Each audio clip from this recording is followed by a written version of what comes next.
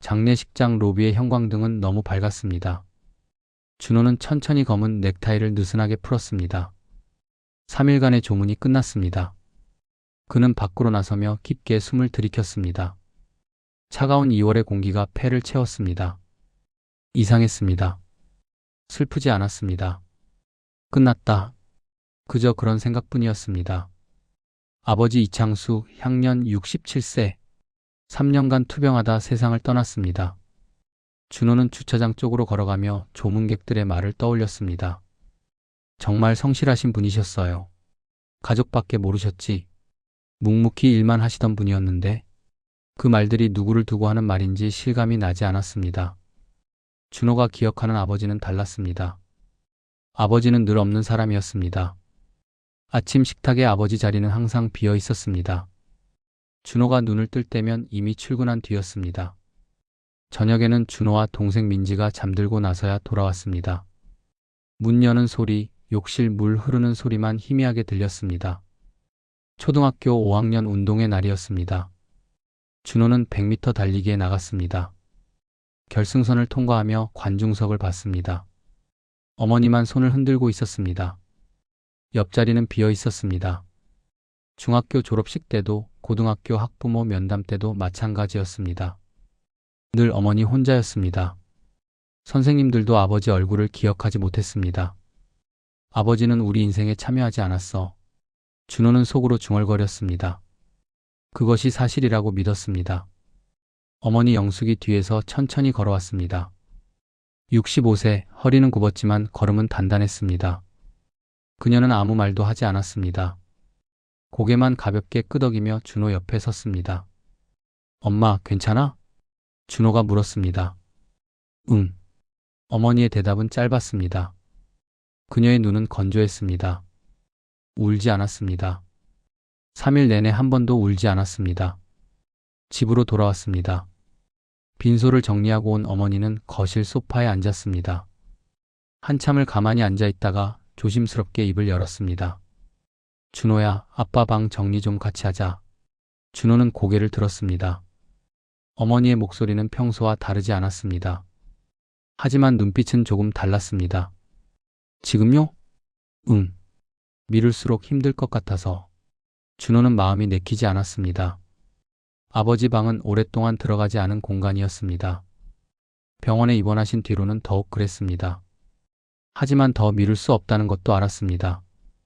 알겠어요. 어머니는 천천히 일어났습니다. 준호도 따라 일어났습니다. 복도 끝 닫혀있는 문 앞에 섰습니다. 어머니가 손잡이를 돌렸습니다. 문이 열렸습니다. 방 안에는 오래된 책 냄새가 희미하게 남아 있었습니다. 준호는 문턱을 넘으며 생각했습니다. 이 방에서 아버지는 무엇을 했을까? 그는 알지 못했습니다. 곧 알게 될 것도 모른 채 방 안은 놀라울 만큼 깔끔했습니다. 준호는 예상과 달랐던 풍경에 잠시 멈췄습니다. 책상 위에는 먼지 한 톨 없었습니다. 책꽂이의 책들도 가지런히 정돈되어 있었습니다. 경제학 서적, 자기계발서, 몇 권의 인문학 책, 모두 오래되어 보였지만 상태는 좋았습니다. 어머니는 옷장부터 열었습니다. 정장 몇 벌, 와이셔츠, 낡은 스웨터, 하나하나 꺼내며 박스에 담기 시작했습니다. 준호는 책상 앞에 섰습니다. 서랍을 열었습니다. 볼펜 몇 자루, 클립, 오래된 명함들, 그 아래 가죽 메모장 하나가 놓여 있었습니다. 갈색 가죽은 손때로 반질거렸습니다. 준호는 무심코 메모장을 집어들었습니다. 첫 페이지를 펼쳤습니다. 1998년 3월이라는 날짜가 보였습니다. 일기가 아니었습니다. 감정을 담은 글도 아니었습니다. 짧은 문장들만 적혀 있었습니다. 준호 대학 등록금 1학기분 완납, 민지 학원비 이번 달 포함 3개월 선납, 대출 이자 15만 원 납부. 준호는 다음 페이지를 넘겼습니다.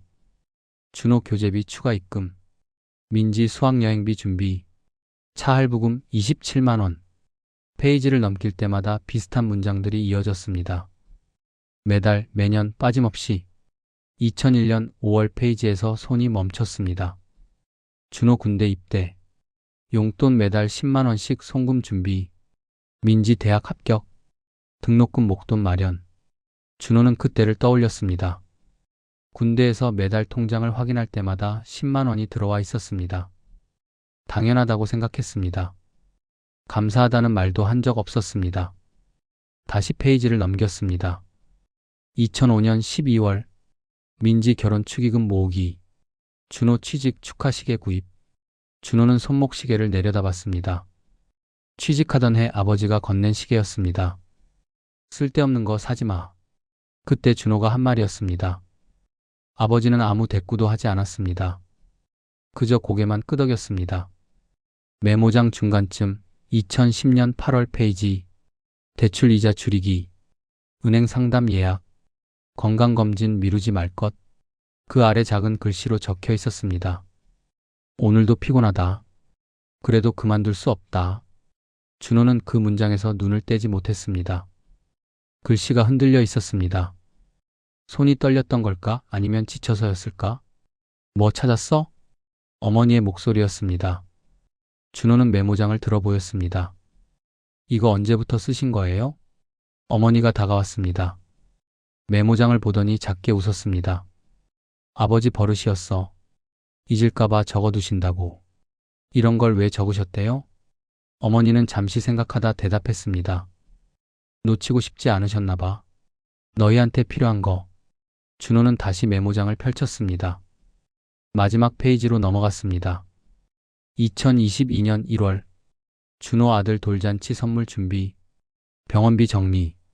그 아래 마지막 문장. 이제 조금 쉬어도 되려나. 준호는 메모장을 덮었습니다. 가슴이 답답했습니다.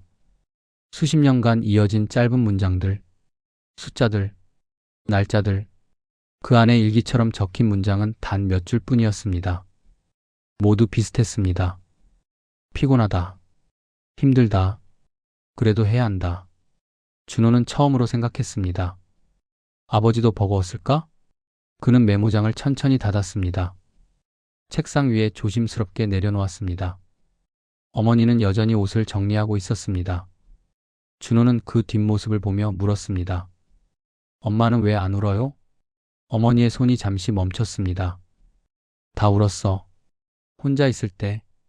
그녀는 다시 옷을 개기 시작했습니다. 준호는 창밖을 바라봤습니다. 해가 기울고 있었습니다. 그는 깨달았습니다. 자신이 아버지에 대해 아는 것이 거의 없다는 사실을. 회사로 돌아온 지 일주일이 지났습니다. 준호는 책상 앞에 앉아 모니터를 바라봤습니다. 시간은 밤 10시를 넘기고 있었습니다. 사무실에는 몇 명만 남아 있었습니다. 키보드 소리, 프린터 돌아가는 소리. 익숙한 풍경이었습니다. 준호는 기획안을 수정하고 있었습니다. 내일 오전 회의 자료였습니다. 집에 가고 싶었지만 끝내지 않으면 안 됐습니다. 휴대폰이 진동했습니다. 아내 유정이었습니다. 여보, 언제 와? 조금만 더. 11시쯤? 알았어. 조심히 와. 전화가 끊겼습니다. 준호는 휴대폰을 내려놓았습니다. 문득 아버지 메모장의 문장이 떠올랐습니다. 오늘도 피곤하다. 그래도 그만둘 수 없다. 준호는 고개를 저었습니다. 나는 다르다. 나는 아버지처럼 살지 않는다. 그렇게 생각했습니다. 11시 반이 넘어 퇴근했습니다. 지하철은 텅 비어 있었습니다. 창문에 비친 자신의 얼굴을 봤습니다. 넥타이가 흐트러져 있었습니다. 눈 밑에는 다크서클이 깊었습니다. 순간 그 얼굴이 아버지와 겹쳐 보였습니다. 준호는 고개를 돌렸습니다. 눈을 감았습니다. 집에 도착했을 때는 자정이 넘어 있었습니다. 현관문을 조용히 열었습니다. 거실 불은 꺼져 있었습니다. 안방 쪽을 보니 불빛이 새어나왔습니다. 아내 유정은 아직 자지 않은 모양이었습니다. 준호는 아들 방 앞을 지나쳤습니다. 문틈 사이로 들여다봤습니다. 6살 지훈이는 이미 잠들어 있었습니다. 준호는 문을 살짝 열었습니다. 아들의 작은 얼굴을 내려다봤습니다. 오늘도 깨어있는 아빠를 보지 못했습니다. 안방으로 들어갔습니다. 유정은 침대에 기대앉아 책을 보고 있었습니다. 왔어? 응. 늦었지? 괜찮아. 유정은 책을 덮었습니다. 준호를 가만히 바라봤습니다. 당신 요즘 아버지 닮아가는 것 같아. 준호는 넥타이를 풀다 손을 멈췄습니다. 무슨 소리야? 진짜야. 말투도 표정도.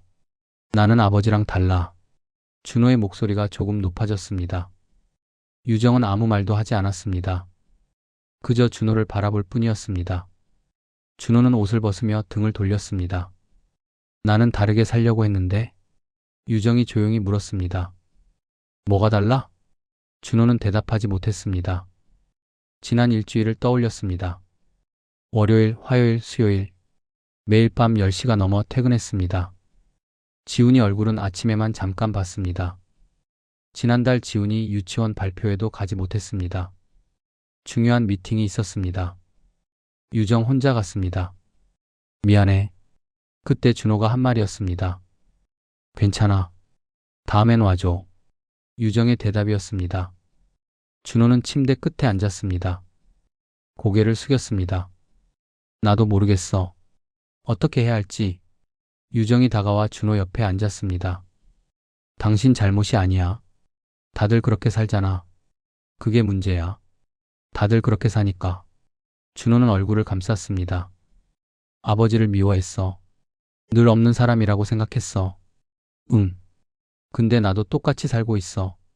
유정은 준호의 등을 쓰다듬었습니다. 당신은 노력하잖아. 그것만으로도 달라. 준호는 고개를 저었습니다. 노력으론 안 돼. 뭔가 바꿔야 하는데. 뭘 바꿀 건데? 준호는 대답하지 못했습니다. 방법을 몰랐습니다. 회사를 그만둘 수도 없었습니다. 대출이 남아 있었습니다.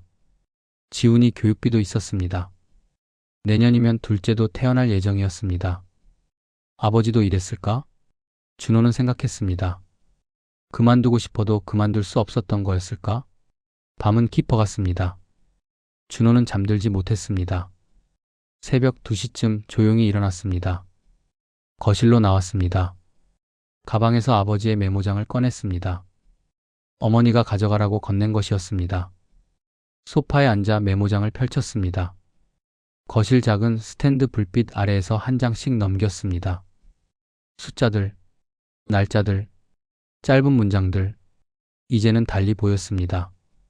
차갑게 느껴지지 않았습니다. 오히려 절박하게 다가왔습니다. 한 문장 앞에서 멈췄습니다.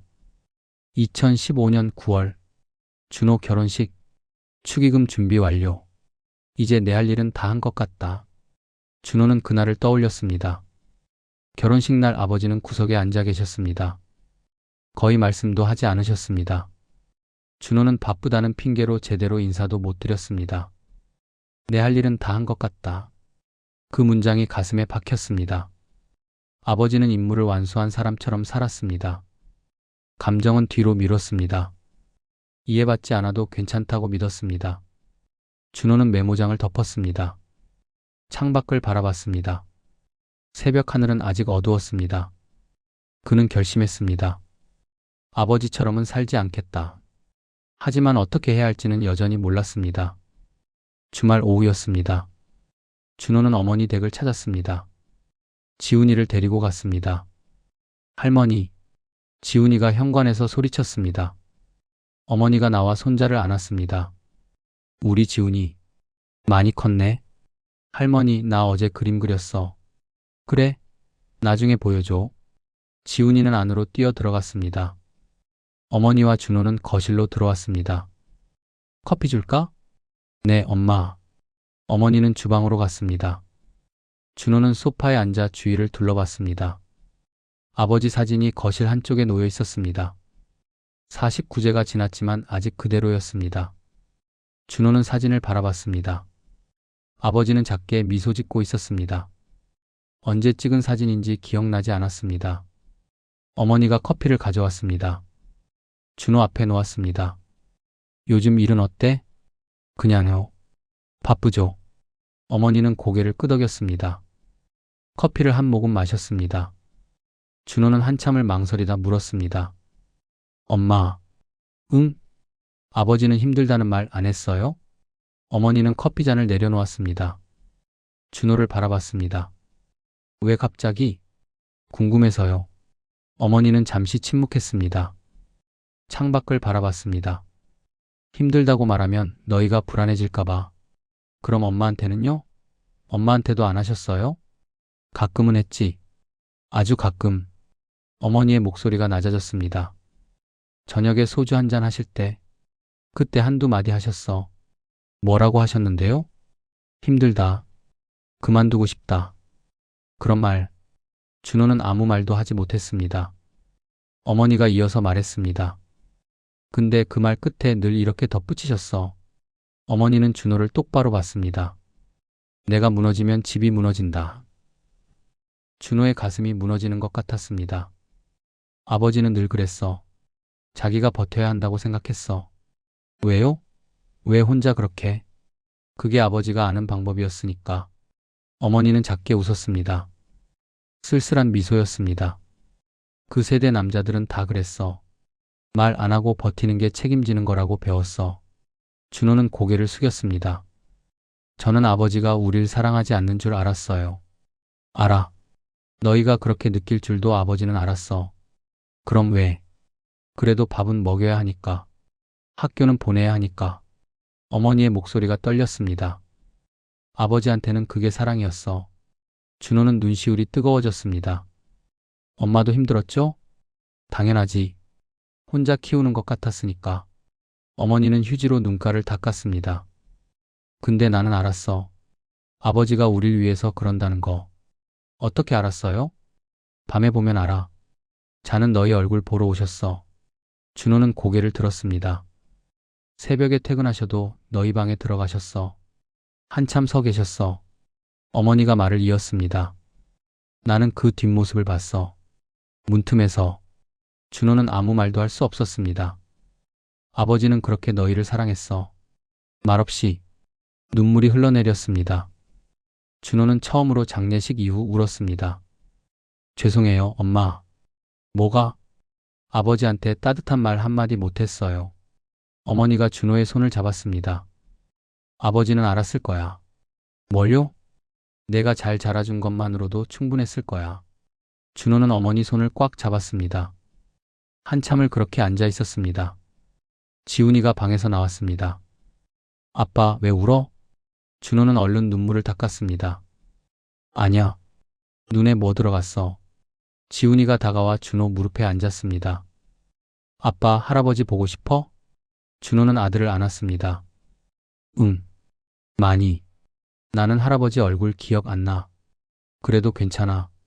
준호는 아들의 머리를 쓰다듬었습니다. 할아버지는 지훈이 사랑하셨어. 정말? 응. 많이. 지훈이가 물었습니다. 아빠는 나 사랑해? 준호는 아들을 꽉 안았습니다. 많이 사랑해. 그럼 오늘 같이 놀아줘. 준호는 잠시 망설였습니다. 집에 가면 밀린 일이 있었습니다. 하지만 고개를 끄덕였습니다. 그래. 오늘은 아빠가 지훈이랑 놀아줄게. 지훈이가 활짝 웃었습니다. 좋아. 어머니도 미소 지었습니다. 준호는 그 순간 깨달았습니다. 아버지는 가족을 위해 감정을 접어둔 사람이었습니다. 이해받지 않아도 괜찮다고 믿었던 세대였습니다.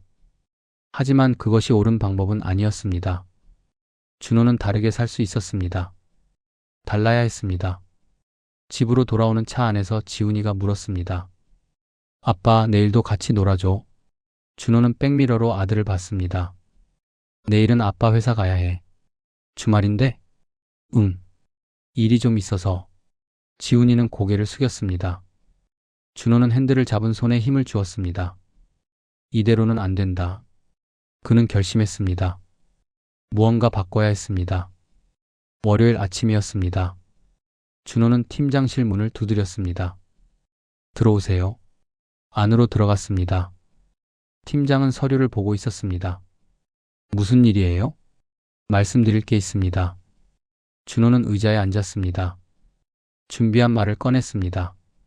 야근을 줄이고 싶습니다. 팀장은 서류에서 눈을 떼고 준호를 봤습니다. 갑자기요? 아이가 있습니다. 좀 더 같이 있어주고 싶습니다. 다들 그래요. 근데 일은 누가 해요? 효율을 높이겠습니다. 근무 시간 안에 끝내겠습니다. 팀장은 팔짱을 꼈습니다. 쉽지 않을 텐데. 해보겠습니다. 준호의 목소리는 단호했습니다. 팀장은 한참을 준호를 바라봤습니다. 알겠어요. 한번 해봐요. 감사합니다. 준호는 자리에서 일어났습니다. 쉽지 않았습니다. 일은 여전히 많았습니다. 하지만 준호는 바꿨습니다. 점심시간을 줄였습니다. 회의 시간을 단축했습니다. 불필요한 업무를 정리했습니다. 처음 2주는 힘들었습니다. 3주째부터 리듬이 생겼습니다.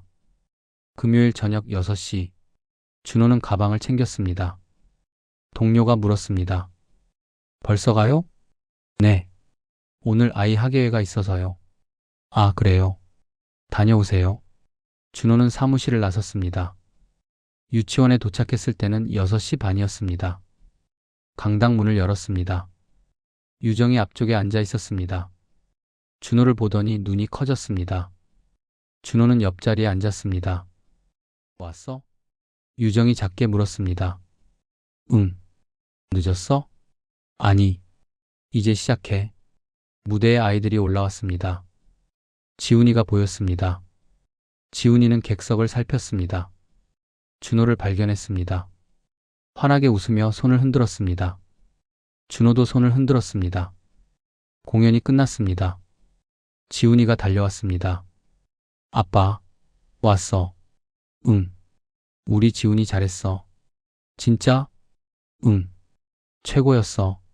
지훈이가 준호를 껴안았습니다. 준호는 아들을 안았습니다. 따뜻했습니다. 그날 밤, 지훈이를 재운 후 거실로 나왔습니다. 유정이 소파에 앉아 있었습니다. 오늘 고마워. 유정이 말했습니다. 당연한 건데 뭐. 그래도 지훈이 정말 좋아했어. 준호는 유정 옆에 앉았습니다. 앞으로 더 자주 갈게. 무리하지 마. 당신 일도 중요하니까. 일보다 중요한 게 있다는 걸 이제 알았어. 유정은 준호를 바라봤습니다. 많이 변했어. 응. 변하려고 해. 주말이었습니다. 준호는 어머니 댁을 다시 찾았습니다. 엄마, 왔어? 지훈이는? 지훈 엄마가 보고 있어요. 준호는 가방에서 무언가를 꺼냈습니다. 액자였습니다. 지훈이 학예회 사진이 들어 있었습니다. 준호와 유정, 지훈이가 함께 웃고 있었습니다. 이거 드리려고요. 어머니는 액자를 받았습니다. 한참을 바라봤습니다. 예쁘다. 아버지 사진 옆에 놓아주세요. 어머니는 고개를 끄덕였습니다. 거실로 가서 아버지 사진 옆에 놓았습니다. 준호는 두 액자를 나란히 봤습니다. 아버지 사진, 그리고 준호 가족 사진. 엄마, 응? 아버지한테 한 번만 더 말하고 싶어요. 어머니는 아무 말도 하지 않았습니다. 준호는 아버지 사진 앞에 섰습니다. 아버지, 준호의 목소리가 떨렸습니다. 이제야 알겠어요. 눈물이 흘렀습니다. 아버지가 얼마나 힘드셨는지, 어머니도 옆에 섰습니다. 혼자 얼마나 버티셨는지, 준호는 사진을 바라봤습니다. 미안해요. 몰라줘서. 한참을 그렇게 서 있었습니다. 준호는 눈물을 닦았습니다. 근데 아버지, 준호가 말했습니다. 저는 조금 다르게 살아볼게요. 어머니가 준호 어깨에 손을 올렸습니다. 아버지도 그러길 바라셨을 거야. 준호는 고개를 끄덕였습니다. 집으로 돌아왔습니다. 지훈이는 장난감을 가지고 놀고 있었습니다. 아빠, 지훈아, 아빠랑 놀까? 좋아. 준호는 바닥에 앉았습니다. 지훈이와 함께 블록을 쌓았습니다. 유정이 주방에서 나와 그 모습을 봤습니다. 미소 지었습니다. 밤이었습니다. 지훈이를 재우고 책상 앞에 앉았습니다. 메모장을 펼쳤습니다. 빈 페이지에 펜을 들었습니다. 잠시 생각하다가 적었습니다. 2026년 2월 1일. 오늘 지훈이 학예회 참석. 아이가 행복해했다. 아버지, 저는 이렇게 살아보려 합니다. 준호는 펜을 내려놓았습니다. 창밖을 바라봤습니다. 별이 보였습니다. 그는 생각했습니다. 아버지를 이해하게 되는 나이는 대개 너무 늦게 찾아옵니다. 하지만 그 이해는 다음 세대를 조금 다르게 살게 만듭니다. 그리고 그것이 진짜 효도입니다. 아버지가 주신 사랑을 기억하며 더 나은 방법으로 다음 세대에 전하는 것. 준호는 메모장을 덮고 침대로 갔습니다. 아들 지훈 옆에 누웠습니다. 준호는 아들의 고른 숨소리를 들으며 눈을 감았습니다. 마음이 따뜻했습니다.